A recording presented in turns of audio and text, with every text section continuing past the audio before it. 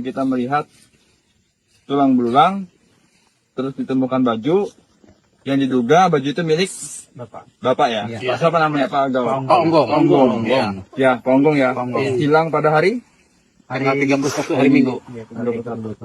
Jadi ini kita nyatakan benar ini bajunya Bapak ya. Benar. Artinya tulang belulang pun kemungkinan Kemungkinan punya beliau juga pastinya kan di Iya. situ ya. Iya. Nah, sudah itu apakah ini kita lanjutkan untuk pencarian tulang rusuk kan lagi apa? Tulang kurang satu.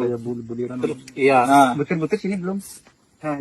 Iya, tangan-tangannya belum. Iya. Jari-jarinya belum. nih, kita lanjutkan pencarian.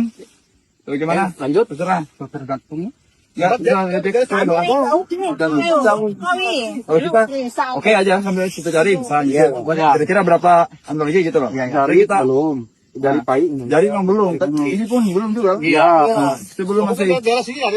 Nah, kita perluas lagi berarti lah. Iya. Yuk, kita perluas lagi.